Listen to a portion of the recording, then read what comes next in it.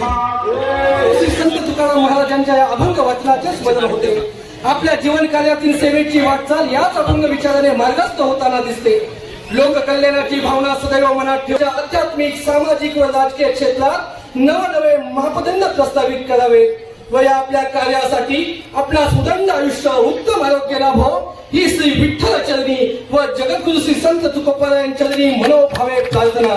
तुका म्हणे संत सेवा हेची देवा उत्तम। आपले नम्र अध्यक्ष व विश्वस्त जगद्गुरु श्री संत तुकाराम महाराज संस्थान श्री क्षेत्र देहू। पुन्हा एकदा टाळ्या वाजून आदरणीय साहेबांच्या जीवन कार्याला आपण मनापासून सदिच्छा आणि शुभेच्छा देऊया। धन्यवाद। प्रस्थान पंढरपूर, मुक्ताईनगर, पपन काका, पैठण सर्वांच्या उपस्थितीमध्ये हा सन्मान या ठिकाणी संपन्न होतो।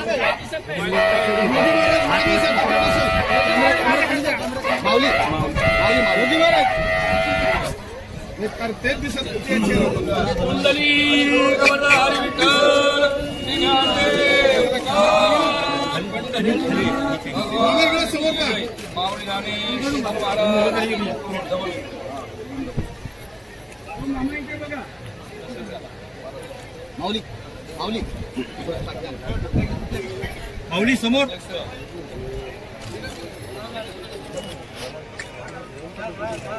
योगी महाराज थोडंसं मागे सरका ना, थोडंसं प्लीज।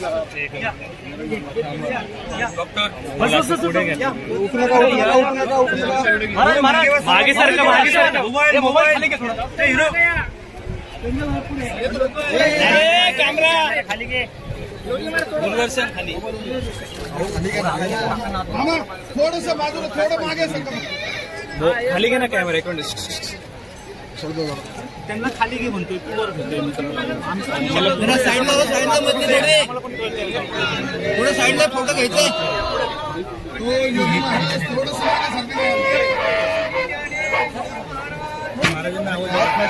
सर सर थोडं साईडला। अनेक महाराज समोर बघा।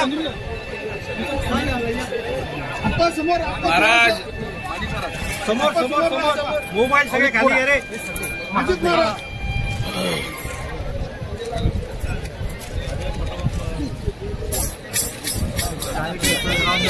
हो यांचा कॅमेरा खाली गेले, फोटो घेणार ना लागणार। तुझा एकच फोटो आहे मित्रा, मग एक फोटो काढतो।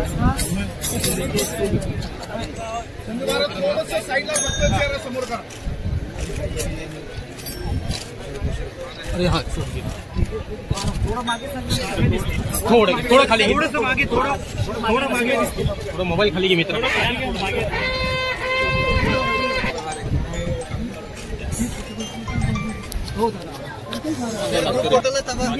घेऊया, थांब थांब। मागे मागे सरका, मागे सर, इकडे बघा। थोडं थोडं मागे सरका ना, मागे सर। माऊली माऊली मागे मागे। महाराज नाही दिसत। अरे मोबाईल येते सगळे खाली, मोबाईल येतो। थोडं थोडं मागे ना, घे मोबाईल। कॅमेरा घ्या ना खाली, कॅमेरा घ्या।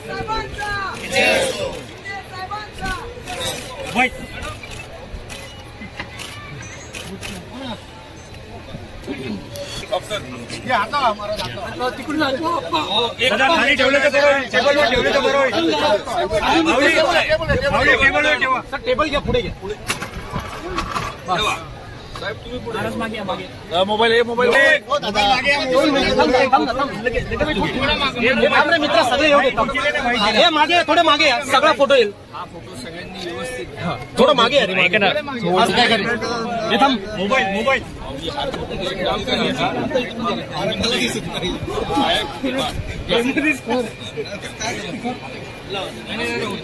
थोडं मोबाईल घ्या आता। भाई भाई भाई बाहेरची मागची जी लोक आहेत त्या सर्वांना विनंती आहे, आपलं फोटो सेक्शन खूप झालंय। हे आध्यात्मिक व्यासपीठ आहे, आपल्याला आम्ही परवानगी दिली। आता आपण कृपया आमची विनंतीचा मान ठेवा आणि कृपया ताबडतोब मागच्या बाजूला जा। भूमी पवित्र झालेली भूमीत आपण आज सगळे जमलो आहोत। संत तुकाराम महाराजांसाठी प्रत्यक्ष परमेश्वराने पुष्पक विमान पाठवलं आणि याच पवित्र भूमीतून महाराज सदैव वैकुंठाला गेले. या दैवी घटनेला यावेळेस 375 वर्ष पूर्ण होत आहेत. आज त्याच दिवशी या ठिकाणी आपण हा कार्यक्रम आयोजित करताय आणि माझ्यासारख्या सर्वसामान्य कार्यकर्त्याला एवढा महान जगद्गुरु श्री संत तुकाराम महाराज पुरस्कार आपण दिलाय याबद्दल मी आपला मनापासून आभारी आहे. काय बोलावं हे मला खरंच कळत नाही. किती आभार मानले तरी ते कमीच होतील. आज खऱ्या अर्थाने इथं आल्यानंतर सर्व वारकऱ्यांना पाहून माझ्या भगिनी बांधवांना पाहून अक्षरशः मन भरून आलेलं आहे. आणि म्हणून आजचा हा सर्वश्रेष्ठ पुरस्कार तुकाराम महाराजांचा आशीर्वाद आहे असं मी या ठिकाणी समजतो. त्यांची प्रेरणा आहे असं मी समजतो. जनता जनार्दनाची सेवा करण्यासाठी मिळालेला हा जगद्गुरु संत श्री तुकाराम महाराज पुरस्कार मी अतिशय नम्रपणे स्वीकार करीत आहे आणि या पुरस्कारासाठी माझी निवड केल्याबद्दल श्री क्षेत्र देऊचे अध्यक्ष आणि पदाधिकाऱ्यांचं मी मनापासून अभिनंदन करतो. मनापासून त्यांचे आभार मानतो. शेवटी हा स्वीकारलेला पुरस्कार हा माझा एकट्याचा नाहीये. हा पुरस्कार मला आणि माझ्या कामावर आशीर्वाद देणाऱ्या वारकऱ्यांचा, धारकऱ्यांचा, शेतकऱ्यांचा, माझ्या लाडक्या बहिणींचा, माझ्या लाडक्या भावांचा असं मी मानतो. आणि तुकाराम महाराजच म्हणतात, जेविले ते संत मागे उष्टावळी, अवघ्या पत्रावळी करुणी झाला. त्यामुळे हा पुरस्कार मिळणं हा माझ्या राजकीय आणि सामाजिक जीवनातला सर्वोच्च आनंदाचा आणि समाधानाचा आणि भाग्याचा. तुकाराम महाराज म्हणतात, जे का रंजले गांजले त्यासी म्हणे जो आपले, तोची साधू ओळखावा, देव तेथेची जाणावा. आणि म्हणून रंजल्या गांजल्यांची, गोरगरिबांची, गरजूंची सेवा करण्याचं बळ व प्रेरणा जगद्गुरु श्री संत तुकाराम महाराजांच्या अभंगातून व चरित्रातून आपल्या सगळ्यांना मिळत असते. आणि म्हणून तुकाराम महाराजांच्या रचना आपल्या जगण्यावर नेमकं भाष्य करतात. आज 375 वर्षानंतरही त्या कालबाह्य झालेल्या नाही. पुढील 365 वर्षच नव्हे तर 3365 वर्षही या रचनांमधील अर्थ लोप पावणार नाही. जे कधी भंग पावत नाही त्याला म्हणतात अभंग. आणि म्हणून त्यामुळे अभंग रूपाने संत तुकाराम महाराज आजही सदैव आपल्यामध्येच आहेत असंच आपली भावना. जगण्याचं अवघड असं तत्वज्ञान तुम्हा आम्हाला समजेल अशा सोप्या भाषेमध्ये जगद्गुरु संत तुकाराम महाराजांनी सांगितलं. आपल्या माय मराठी भाषेला नुकताच अभिजात भाषेचा दर्जा मिळाला. मराठीची शान वाढली, अभिमान वाढला. आज सगळ्यांसाठी ते अभिमानाची बाब आहे. पण 400 वर्षापूर्वी तुकाराम महाराजांनी क्लिष्ट असं तत्वज्ञान सोप्या मराठीत सांगितलं. खरं तर हाच अभिजात भाषेचा दर्जा होता असं माझं मत आहे. आणि खऱ्या अर्थाने कुठलाही भेदभाव न ठेवता फक्त आणि फक्त लोकहितासाठी काम करणं हा उदात्त संदेश संत तुकोबारायांनी आपल्याला दिला. तुका म्हणे येते सत्याचे सामर्थ्य करावा परमार्थ अहर्निशी. सत्याचं सामर्थ्य तुकाराम महाराजांनी स्पष्ट शब्दात सांगितलेलं आहे. आणि मग त्याचं आचरण करण्याचं काम आपण करत असतो. सत्याची, न्यायाची, तत्वाची, विचारांची, लोककल्याणाची बाजू घेऊनच आम्ही आजवर राजकारण आणि समाजकारण करत आलो. सर्वसामान्य माणसाचे सुखदुःख तुकोबांच्या अभंगातून प्रकट झाली. त्या सर्वसामान्यांना न्याय देणं, त्यांची दुःख दूर करणं हाच आमचा धर्म आहे आणि तोच खरा मानवता धर्म आहे. आणि म्हणून मी आपल्याला एवढंच सांगतो की तुकाराम महाराजांचे अभंग हे केवळ भक्तीचे अध्यात्म सांगणारे नाही. कुटुंबाने तुमचं कुटुंब, समाज, प्रशासन, राजकारण आणि सर्वसामान्य माणसाच्या जगण्याचा ताळेबंद त्यातून मांडला. आणि म्हणून त्यांचा बुडता हे जन न देखावे डोळा हा माणसांबद्दलचा कळवळा हा सर्व ज्ञात आहे. आणि म्हणून मानव जातीवर सजीव आणि निर्जीव सृष्टीशी त्यांनी आत्मिक संबंध प्रस्थापित केले. वृक्ष चल्ली आम्हा सोयरे वनितरी किंवा झाडे जुडे दिवे सोयरे पाशाने हे त्यांचे उद्गार आजच्या कोणत्याही पर्यावरणवादी संघटनांची ध्येय वाक्य ठरावी असंच आहे. आणि म्हणून तुकाराम महाराजांचा एक अभंग मला फार आवडतो, आपल्यालाही सगळ्यांना आवडतो. भले तर देऊ का कासेची लंगोटी नाटाळाच्या माती हाणून काठी. संत तुकाराम महाराजांच्या शिकवणीप्रमाणे महाराज आम्ही शांततेने काम करतो आणि शांततेतच करत राहू. आम्हाला राज्याचा विकास करायचा, जनतेच्या सुखदुःखामध्ये चांगले दिवस आणायचे. आणि म्हणून तुकाराम महाराजांनी सांगितल्याप्रमाणे कधी कधी आम्ही त्यांचं आचरण करतो. आपल्यापैकी कुणी सोन्याचा चमचा घेऊन कोणा जन्माला आलेला नाही, पण सर्वसामान्य माणसाच्या जीवनामध्ये सोन्याचे दिवस आणले पाहिजे हे मत आपला. आणि जेव्हा जेव्हा आपल्याला भेटतो मग देव असू द्या, आळंदी असू द्या, पंढरपूर असू द्या, मी आपल्यातलाच होऊन जातो. आणि हे आपण नेहमी पाहिलेलं आहे. म्हणूनच मला एका गोष्टीचे समाधान आहे की माझ्या मुख्यमंत्री पदाच्या कारकिर्दीत वारकरी संप्रदायासाठी जे काय केलं मी ते या ठिकाणी बोलू इच्छित नाही. ते आपल्याला सगळ्यांना माहित आहे, ते माझं कर्तव्य म्हणून मी केलेलं आहे. आणि म्हणून ज्या दिंड्या निघतात, जे वारकरी आहेत, त्यांचं मग सगळं कोणी आजारी पडतो, कोणाला काही त्रास होतो, या सगळ्यांची जे योजना हे सरकार म्हणून आमचं कर्तव्य आहे. आणि म्हणून जेव्हा पूजा चालू असते तेव्हा देखील बारीचं दर्शन बंद ठेवलं जात नाही, कारण प्रत्येक वारकऱ्याच्या शरीरात आणि मनात पांडुरंग असतो. आणि म्हणून याची काळजी देखील आपण घेत असतो.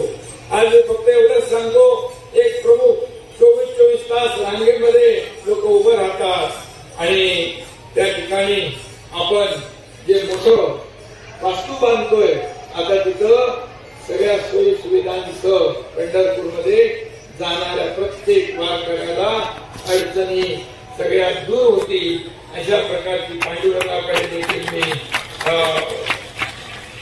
अपेक्षा व्यक्त केली आणि आम्ही ते करू. आणि म्हणून वारकऱ्यांपेक्षा कोणी व्हीआयपी नाही. पंढरपूरला गेलो की हा मुख्यमंत्री मी होतो, पण माझ्या सगळं प्रोटोकॉल बाजूला केलं, मोटरसायकलवर बसलो आणि सगळ्या सुविधा मी पाहिल्या. आणि खऱ्या अर्थाने माझ्या वारकऱ्याला कुठलाही त्रास होऊ नये हीच माझी भावना होती. आणि म्हणून हे काय आमचं उपकार नाही, हा भंडारा डोंगर देखील या ठिकाणी छत्रपती शिवाजी महाराज हे देखील पवित्र भूमी आहे. आणि म्हणून मी एवढंच सांगतो, संत तुकाराम महाराज त्यांच्या एका अभंगातून म्हणतात, शुद्ध बीजापोटी फळे रसाळ गोमटी मुखी अमृताची वाणी देह वेचावा कारणी सर्वांगी निर्मळ चित्त जैसे गंगाजळ तुका मने जाती ताप दर्शने विश्रांती. संतांचे विचार जनसामान्यांकडे पोहोचवण्याचं लाख मोलाचं काम तुम्ही वारकरी मंडळी करताय, समाज प्रबोधनाचं काम करताय.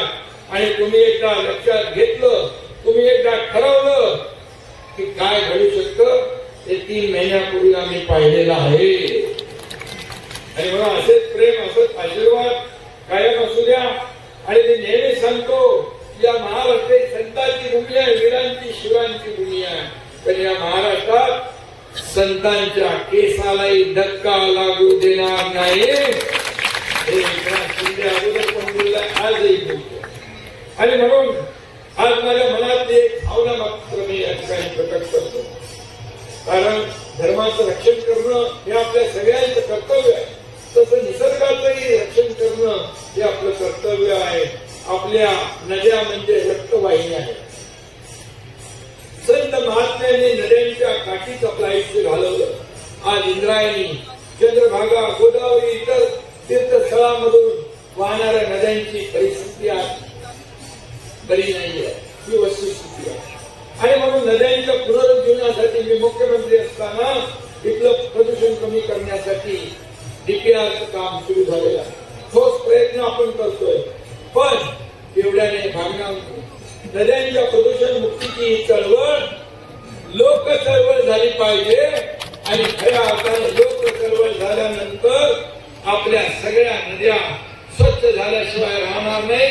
देशामधल्या आदर्श नद्या कुठं असतील तर महाराष्ट्रात असतील असं नाव लौकिक करायचं असेल तर ही चळवळ लोक चळवळ आपण करूया एवढंच मी या प्रसंगी सांगतो. आणि या धर्मसभेने आज जो गौरव केलेला त्याने मी पूर्णपणे आपला ऋणी आहे. आणि म्हणून तुमच्या राजकीय अधिष्ठानापेक्षा धार्मिक अधिष्ठाने कायम मोठा आहे. म्हणून तुमचा हा पुरस्कार आज माझ्यासाठी सर्व पुरस्कारांपेक्षा मोठा आहे एवढंच मी मानतो. आणि पुन्हा एकदा आपल्या सगळ्यांना मनापासून मी धन्यवाद देतो. इंद्रायणी प्रदूषण मुक्त मागणी आली आहे की आपण मी बोललो सर बाजूला असणारी स्मशानभूमी पुढे नेण्यात यावी. शासकीय इमारत संस्थांना सुपूर्द करण्याचा देखील प्रश्न आहे. गायला वारकऱ्यांना मिळालं पाहिजे हे देखील या ठिकाणी आले. ज्या ठिकाणी उत्सव संपन्न होत आहे त्याला आवश्यक मदत झाली पाहिजे. तुमचाच आहे. तुम्हाला जे जे लागेल ते करण्याचं काम हा एकनाथ शिंदे केल्याशिवाय राहणार नाही. आणि संत तुकाराम गाथा ई बुक तयार करतायत उदय सामंत. आणि आपण सगळ्या शाळांमध्ये तुकाराम गाथा मुलांना तरुण पिढीला वाचायला आपण उपलब्ध करून देऊ हे मी सांगतो. जाता जाता एवढंच सांगतो. पुण्यभूमी ही महाराष्ट्राची संतांची आणि छत्रपतींची संत जनाई चोखामेळा नामदेव आणि संत बिराची एकनाथांचे भारूड आमच्या मनात गारुड करते आहे. ज्ञानोबाच्या ओळीमधून अमृत कणकण झरते आहे. धन्य झाली इंद्रायणी तरली गाता पाण्यावरती नम्रपणे मी टेकीन माता देऊच्या या मातीवरती. धन्यवाद. जय हिंद, जय महाराष्ट्र. रामकृष्ण हरी.